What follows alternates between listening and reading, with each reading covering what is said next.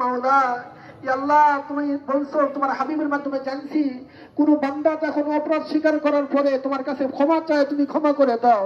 হে আল্লাহ, আমরা সকলেই অপরাধ স্বীকার করতেছি মাওলা, আমরা অপরাধী, অবশ্যই অপরাধী। হে আল্লাহ, তুমি মেহেরবানি করে আমাদের সকলকে মাফ করে দাও। ইয়া আল্লাহ, আমাদের সকলকে মাফ করে দাও। ইয়া আল্লাহ, তুমি আমাদেরকে মাফ করে দাও। ইয়া আল্লাহ, সকল উম্মতি মুহাম্মাদীকে আল্লাহ তুমি মাফ করে দাও। ইয়া আল্লাহ, সকল মুসলমান নরনারীকে মাফ করে দাও। ইয়া আল্লাহ, तमाम পৃথিবীর সকল মুসলমান নরনারীকে মাফ করে দাও।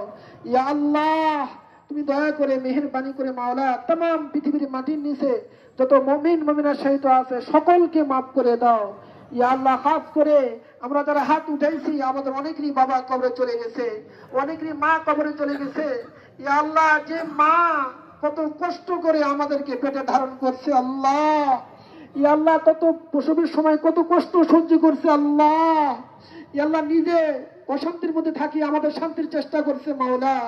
শীতের মৌসুমে আমরা বিছানায় পেশাব করে দিছি, ভিজা জায়গায় নিজে শুইয়া শুকনো জায়গায় আমাদের থাকতে দিয়েছে আল্লাহ। আল্লাহ, সেই মা আজকে ইতিমের মতো কবরে শায়িত আছে। কত দূর দূরান্তর খবর আমরা নিতে পারি, কিন্তু বাড়ির পাশে বাসের ধারের নিচে 3.5 হাত মাটির নিচে শুয়ে আছে, তার খবর নিতে পারি না মাওলা। মাওলা গো, মেহেরবানি করে সেই মাকে মাফ করে দাও। ইয়া আল্লাহ, সেই মায়ের কবরকে আল্লাহ ইয়া আল্লাহ জান্নাতের বাগিচা বানাই দাও। ইয়া আল্লাহ, সেই মায়ের কবরকে জান্নাতের বাগিচা বানাই দাও।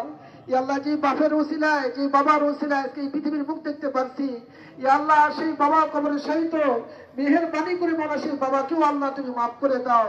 ইয়া আল্লাহ, অনেকে দোয়া চেয়েছে বাবা কবরে শায়িত, ইয়া আল্লাহ নাম লিখে দিয়েছে, আল্লাহ নাম উচ্চারণ করতে পারতেছি না সকলের। ইয়া আল্লাহ, সকলের জন্য তোমার দরবারে ফরিয়াদ জানাই, সকলের বাবাকে মাফ করে দাও।